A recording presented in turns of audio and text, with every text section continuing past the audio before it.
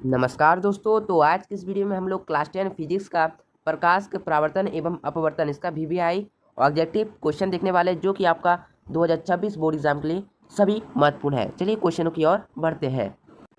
तो देख सकते हैं क्वेश्चन नंबर 1 में आप लोग का बोला जा रहा है मोटर कार के हेडलाइट में किसका प्रयोग होता है।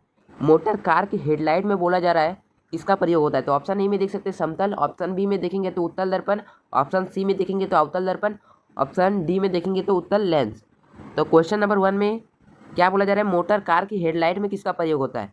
तो क्वेश्चन नंबर 1 का करेक्ट आंसर आपका ऑप्शन नंबर सी होगा, अवतल दर्पण का प्रयोग किया जाता है। ठीक है, हेडलाइट में जब भी आप लोग का बोला जाएगा तो आपका अवतल दर्पण होगा। ठीक है, चलिए नेक्स्ट प्रश्न की ओर बढ़ते हैं। नेक्स्ट प्रश्न देख सकते हैं क्वेश्चन नंबर 2, यदि किसी अवतल दर्पण की फोकस दूरी f तथा वक्रता त्रिज्या r हो तो क्या होगा। ठीक है, ये भी क्वेश्चन मोस्ट इंपॉर्टेंट है, यानी आप लोग का फोकस दूरी जो दिया गया है आप लोग का f दिया गया है और वक्रता त्रिज्या आप लोग का r दिया गया है। तो इन दोनों में संबंध हम लोग का क्या होता है उसी को आप लोग को बताना है। तो ऑप्शन ए में देख सकते हैं f बराबर r/2, ऑप्शन बी में देखेंगे f बराबर 2r, ऑप्शन सी में देखेंगे f बराबर 3r/2, ऑप्शन नंबर डी देखेंगे तो f बराबर 0। तो क्वेश्चन नंबर 2 का करेक्ट आंसर आपका ऑप्शन नंबर ए हो जाएगा, f बराबर r/2 इसका करेक्ट आंसर होगा। तो जो फॉर्मूला होता है f बराबर r/2 होता है। ठीक है, ये हम लोग का वक्रता त्रिज्या और देखिए फोकस दूरी, इन दोनों का जो फॉर्मूला बनेगा हम लोग का यही बनेगा, f बराबर r/2। ये फॉर्मूला बहुत ही अधिक इंपॉर्टेंट है, तो आप लोग इसको जरूर प्रैक्टिस कर लेंगे इस फॉर्मूला को। देखिए क्वेश्चन नंबर 3, दाढ़ी बनाने में किस प्रकार के दर्पण का उपयोग किया जाता है। तो यहाँ पर दाढ़ी बनाने में बोला जा रहा है। ठीक है, तो ऑप्शन ए में देखेंगे समतल, ऑप्शन बी में उत्तल, ऑप्शन सी में अवतल या ऑप्शन डी में इनमें से कोई नहीं। दाढ़ी बनाने या फिर आप लोग का इस प्रकार से भी पूछा जा सकता है, हजामत बनाने में किस दर्पण का प्रयोग किया जाता है। ठीक है, दाढ़ी बनाने में, हजामत बनाने में तो हम लोग का किस दर्पण का प्रयोग होता है, हम लोग का अवतल दर्पण का प्रयोग होगा। ऑप्शन नंबर सी इसका आंसर हो जाएगा। ठीक है, तो आप लोग सभी प्रश्नों को जरूर याद कर लेंगे, सभी प्रश्न आपके बोर्ड एग्जाम के लिए बहुत ही अधिक इंपॉर्टेंट है। ठीक है, चलिए नेक्स्ट प्रश्न की ओर बढ़ते हैं। तो नेक्स्ट प्रश्न देखिए क्वेश्चन नंबर 4 में बोला जा रहा है गोली दर्पण में फोकस अंतर एवं वक्रता त्रिज्या के बीच संबंध है। यानी यहाँ पर आप लोग का क्या बोला जा रहा है, फोकस अंतर यानी फोकस दूरी ही बोला जा रहा है। ठीक है, फोकस दूरी और वक्रता त्रिज्या में क्या संबंध है।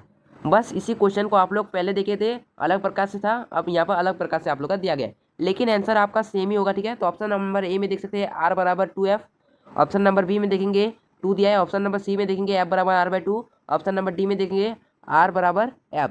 तो इसका जो करेक्ट आंसर है आपका ऑप्शन नंबर सी होगा, f बराबर r/2। तो जो फॉर्मूला जो फोकस दूरी जो होता है हम लोग का क्या होता है, वक्रता त्रिज्या का आधा होता है। ठीक है, तो इसका राइट आंसर आपका ऑप्शन नंबर सी होगा। चलिए नेक्स्ट प्रश्न की ओर बढ़ते हैं।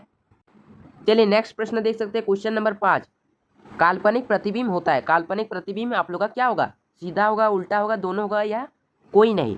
तो क्वेश्चन नंबर 5 का जो करेक्ट आंसर होगा ना आपका सीधा होगा। ठीक है, आपका सीधा करेक्ट आंसर होगा, काल्पनिक जो प्रतिबिंब होगा आपका सीधा होगा।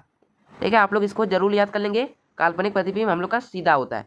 चलिए नेक्स्ट प्रश्न की ओर बढ़ते हैं। चलिए नेक्स्ट प्रश्न की ओर बढ़ते हैं। तो क्वेश्चन नंबर 6 में बोला जा रहा है 1 मीटर फोकस दूरी वाले उत्तल लेंस की क्षमता होगी। यहाँ पर उत्तल लेंस की क्षमता ज्ञात करने बोल रहा है, यानी लेंस का क्षमता हमें ज्ञात करना है। तो ठीक है, जो लेंस की क्षमता का जो फॉर्मूला होता है आप लोग का होता है P बराबर 1/f। ठीक है, ये हम लोग का फॉर्मूला होता है। तो इसमें देख सकते हैं 1 मीटर फोकस दूरी, यानी ऐप का मान हम लोग का 1 मीटर दिया गया है। यहाँ पर देखेंगे तो P बराबर हम लोग का 1/1 होगा, क्योंकि ऐप की जगह 1 दिया गया है। ठीक है, 1 मीटर। तो उत्तल लेंस की क्षमता ज्ञात करें, तो यहाँ पर देखिए 1/1 यानी P का वैल्यू हम लोग का 1 आ गया, तो उत्तल लेंस बोला जा रहा है यानी प्लस में 1 आएगा। तो ऑप्शन नंबर बी इसका करेक्ट आंसर होगा 1D। ठीक है, और लेंस की क्षमता को हम लोग डी से डिनोट करते हैं, क्योंकि लेंस का क्षमता का ऐसा ही मात्रक हम लोग का डायप्टर होता है, इस कारण उसको हम लोग डी से लिखते हैं। तो 1D इसका करेक्ट आंसर हो जाएगा, ऑप्शन नंबर बी। चलिए नेक्स्ट प्रश्न की ओर बढ़ते हैं। चलिए क्वेश्चन नंबर 7 में आप लोग का बोला जा रहा है अवतल दर्पण से परावर्तन के बाद किरण किस बिंदु से होकर गुजरेगी। तो ऑप्शन ए में सी दिया है, फिर ऑप्शन बी में एफ, ऑप्शन सी में पी दिया है और ऑप्शन डी में सी और एफ के बीच से। चलिए, तो क्वेश्चन नंबर 7 का करेक्ट आंसर आपका ऑप्शन नंबर बी होगा, एफ से होगा। ठीक है, यहाँ पर अवतल दर्पण के परावर्तन के बाद जो है किरण जो है किस बिंदु से होकर गुजरेगी, आपका एफ से होकर गुजरेगी। चलिए, तो नेक्स्ट प्रश्न की ओर बढ़ते हैं। तो नेक्स्ट देख सकते हैं क्वेश्चन नंबर 8 में हम लोग का दिया गया है किसी दर्पण से वस्तु को कहीं भी रखने से वस्तु के बराबर आकार का सीधा प्रतिबिंब बनता है तो दर्पण होगा। यानी देखिए क्या बोल रहे हैं, वस्तु के बराबर और आकार सीधा बनता है, तो ये हम लोग का केवल किस में बनेगा। तो ऑप्शन आप लोग देख सकते हैं, ऑप्शन ए में उत्तल दिया है, ऑप्शन बी में अवतल, ऑप्शन सी में समतल, ऑप्शन डी में समतल तथा उत्तल। तो इसका करेक्ट आंसर आपका ऑप्शन नंबर सी होगा, समतल दर्पण। ठीक है, जिसमें आप लोग देखते हैं आईना में। ठीक है, उसमें आप लोग देखते हैं आपका, ठीक है, आपका बराबर का आकृति बनाता है और आपके आकार का सीधा बनाता है। चलिए, तो इसका राइट आंसर आपका ऑप्शन नंबर सी होगा, समतल दर्पण। चलिए नेक्स्ट प्रश्न की ओर बढ़ते हैं। नेक्स्ट देखिए क्वेश्चन नंबर 9 में बोला जा रहा है किसी उत्तल लेंस की फोकस दूरी हमेशा होती है। तो ऑप्शन ए में देखेंगे +v, ठीक ठीक है, यानी पॉजिटिव हो गया। और उसके बाद देखेंगे ऑप्शन नंबर बी में दिया गया है नेगेटिव यानी -v। उसके बाद देखिए ऑप्शन नंबर सी में दिया गया +-v और ऑप्शन नंबर डी में दिया गया इन्फिनिटी। ठीक है, तो देखिए लेंस की फोकस दूरी हमेशा होगी किस लेंस की, उत्तल लेंस की बात की जा रही है तो उत्तल लेंस हमेशा आप लोग का पॉजिटिव रहेगा, तो ऑप्शन नंबर ए इसका करेक्ट आंसर हो जाएगा। ठीक है, प्लस ठीक है, अगर इसी में अगर आप लोग का अवतल लेंस अगर बोला जाता है तो आप लोग का -v होता है। चलिए तो नेक्स्ट प्रश्न की ओर बढ़ते हैं। उसके बाद देखिए क्वेश्चन नंबर 10 में बोला जा रहा है किस लेंस के द्वारा सिर्फ काल्पनिक प्रतिबिंब बनता है, किस लेंस के द्वारा बोला जा रहा है। तो ऑप्शन नंबर ए में देखेंगे उत्तल लेंस, ऑप्शन नंबर बी में अवतल लेंस, ऑप्शन नंबर सी में देखेंगे बाइफोकल, ऑप्शन नंबर डी में देखेंगे इनमें से कोई नहीं। तो किस लेंस के द्वारा सिर्फ काल्पनिक प्रतिबिंब बनता है, ये जो है हम लोग का केवल अवतल लेंस में बनेगा। ऑप्शन नंबर बी इसका करेक्ट आंसर होगा। चलिए नेक्स्ट प्रश्न की ओर बढ़ते हैं। उसके बाद देखिए नेक्स्ट क्वेश्चन नंबर 11 में आप लोग का बोला जा रहा है प्रकाश के अपवर्तन के कितने नियम है। 1 है, 2 है, 3 है या 4 है। प्रकाश के अपवर्तन के कितने नियम है आप लोग का 2 नियम है। ठीक है, यहीं पर अगर प्रकाश के परावर्तन भी अगर आप लोग का बोला जाता है तो उसका भी 2 नियम होता है, तो ऑप्शन नंबर बी इसका करेक्ट आंसर होगा। चलिए नेक्स्ट प्रश्न की ओर बढ़ते हैं। तो क्वेश्चन नंबर 13 में आप लोग का बोला जा रहा है सरल सूक्ष्मदर्शी में किसका उपयोग होता है।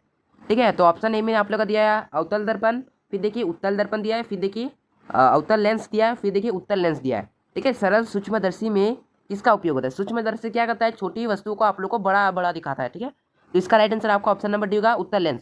उत्तल लेंस के द्वारा ही हम किसी छोटी से छोटी चीज़ को बड़ा बड़ा देख सकते हैं। ठीक है, तो क्वेश्चन नंबर 13 का right answer option number D होगा। चलिए नेक्स्ट प्रश्न की ओर बढ़ते हैं। चलिए नेक्स्ट देखिए क्वेश्चन नंबर 14 में आप लोग का बोला जा रहा है किसी गोली दर्पण की वक्रता त्रिज्या आप लोग का दिया गया है। ठीक है, कितना दिया गया 50 सेंटीमीटर, तो उसकी फोकस दूरी होगी। तो आप लोग सिंपल एक फॉर्मूला पढ़े थे F = R/2, इसी फॉर्मूला में आपको मान बैठाकर आंसर लाना है। तो हम लोग सबसे पहले ऑप्शन देखते हैं। ऑप्शन ए में दिया गया है 50 सेंटीमीटर, ऑप्शन बी में 40 सेंटीमीटर, ऑप्शन सी में 25 और ऑप्शन डी में 10 सेंटीमीटर। तो यहाँ पर आप लोग का फॉर्मूला क्या लगेगा, F = R/2 लगेगा। ठीक है, तो जिसमें आप लोग का वक्रता त्रिज्या 50 सेंटीमीटर दिया है, यानी R का मान आप लोग का 50 दिया गया है और फोकस दूरी यानी F निकालने बोला जा रहा है। ठीक है, तो इसी फॉर्मूला में देखिए R की जगह हम लोग 50 लिखेंगे, अब देखिए काट देंगे तो हम लोग का 25 आ जाएगा, यानी F का जो वैल्यू है हम लोग का 25 आ जाएगा। 25 सेंटीमीटर इसका करेक्ट आंसर होगा, ऑप्शन नंबर सी इसका राइट आंसर हो जाएगा। चलिए नेक्स्ट प्रश्न की ओर बढ़ते हैं। चलिए नेक्स्ट प्रश्न आप क्वेश्चन नंबर 15 में आप लोग का बोला जा रहा है 1 मीटर फोकस दूरी वाले उत्तल लेंस की क्षमता है। उत्तल लेंस की क्षमता यानी P बराबर आप लोग का क्या होता है 1/f होता है। ये हम लोग का फॉर्मूला है लेंस की क्षमता का, जिसमें से देखिए हम लोग का फोकस दूरी देखिए 1 मीटर दिया गया है, यानी f की जगह हम लोग 1 रखेंगे, तो P = 1/1 यानी P का वैल्यू हम लोग का 1 आ गया। ठीक है, और यहाँ पर उत्तल लेंस तो हम लोग का पॉजिटिव में आता है, इस कारण ये जो है हम लोग का ऑप्शन नंबर बी हो जाएगा 1D। और डी जो है हम लोग का क्या है, डायप्टर है, लेंस की क्षमता का SI में आता है। ठीक है, अगर यहाँ पर अवतल लेंस बोलता तो हम लोग का माइनस में आता। ठीक है, चलिए नेक्स्ट प्रश्न की ओर बढ़ते हैं। चलिए तो यहाँ पर देख सकते हैं क्वेश्चन नंबर 16 में आप लोग का बोला जा रहा है किस दर्पण से वस्तु का बड़ा प्रतिबिंब बनता है। समतल दर्पण, अवतल दर्पण या उत्तल दर्पण या इनमें से कोई नहीं। ठीक है, तो क्वेश्चन नंबर 16 का करेक्ट आंसर आपका ऑप्शन नंबर बी हो जाएगा, अवतल दर्पण में जो है वस्तु का बड़ा प्रतिबिंब बनता है। चलिए नेक्स्ट प्रश्न की ओर बढ़ते हैं। तो नेक्स्ट देखिए क्वेश्चन नंबर 17 में बोला जा रहा है प्रकाश का वेग न्यूनतम होता है निर्वात में, जल में, वायु में, कांच में। तो क्वेश्चन नंबर 17 का करेक्ट आंसर आपका ऑप्शन नंबर डी होगा, कांच में जो है सबसे कम होगा। वेग बोला जा रहा है ना, प्रकाश का वेग सबसे कम कब होगा, कांच में होगा। ठीक है, चलिए नेक्स्ट प्रश्न की ओर बढ़ते हैं। चलिए क्वेश्चन नंबर 18 में बोला जा रहा है निम्न में से कौन सा पदार्थ लेंस बनाने के लिए प्रयुक्त नहीं किया जाता है। ये क्वेश्चन मोस्ट VBI बहुत बार एग्जामों में पूछा गया। ठीक है, तो ऑप्शन ए में देखेंगे जल, ऑप्शन बी में कांच, ऑप्शन सी में प्लास्टिक, ऑप्शन डी में मिट्टी। तो इसका राइट आंसर आपका ऑप्शन नंबर डी होगा, मिट्टी जो है हम लोग का लेंस बनाने में प्रयुक्त नहीं किया जाता, लेंस बनाने में काम नहीं आता है मिट्टी का। ठीक है, चलिए नेक्स्ट प्रश्न की ओर बढ़ते हैं। तो नेक्स्ट प्रश्न देखेंगे तो क्वेश्चन नंबर 19 में आप लोग का दिया गया 4D क्षमता वाले अवतल लेंस की फोकस दूरी है, यानी लेंस की क्षमता यानी P का जो वैल्यू दिया गया है हम लोग का 4D दिया गया है। ठीक है, तो लेंस की क्षमता का जो फॉर्मूला होता है आपका क्या होता है P = 1/f। ठीक है, इसी फॉर्मूला में हम लोग मान बैठाकर आंसर लाएंगे। तो ऑप्शन ए में देख सकते हैं आप लोग का दिया गया 20 सेंटीमीटर, ऑप्शन बी में 25 सेंटीमीटर, ऑप्शन सी में 30 सेंटीमीटर, ऑप्शन डी में 40 सेंटीमीटर। तो यहाँ पर देखिए P = 1/f हम लोग का फॉर्मूला, जिसमें P का वैल्यू हम लोग का 4 दिया गया है और f का वैल्यू हम लोग को निकालना पड़ेगा। ठीक है, तो ऐप को देखिए, ऐप को जब हम लोग 4 से गुना करेंगे तो हम लोग का कितना आएगा, तो देखिए ऐप को 4 से गुना करेंगे तो हम लोग का आ जाएगा 4f आ जाएगा और बराबर की साइड 1 बचेगा। हमें ऐप निकालना है तो ऐप को इसी साइड रहने देते हैं, तो उस साइड 4 को कर देंगे तो 1/4 हो जाएगा।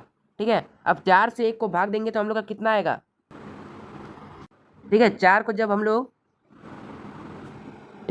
4 से 1 को भाग देंगे तो हम लोग का कितना आएगा 0.25।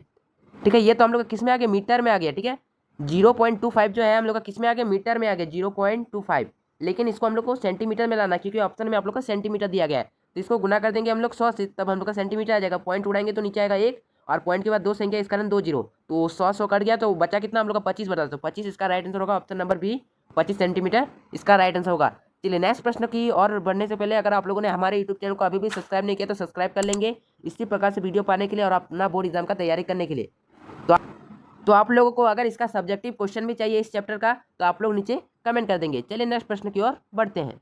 तो नेक्स्ट देखिए क्वेश्चन नंबर 20 में आप लोग का बोला जा रहा है जब प्रकाश की किरण हवा से कांच में प्रवेश करती है तो मुड़ जाती है।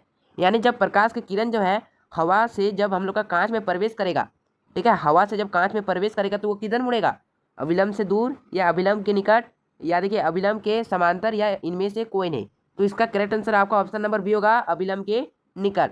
ठीक है, तो आज के वीडियो में हमने देखिए प्रकाश के परावर्तन एवं अपवर्तन का मोस्ट वीवीआई एमसीक्यू क्वेश्चन देखा जो कि आप लोग का बोर्ड एग्जाम के लिए मोस्ट इंपॉर्टेंट है।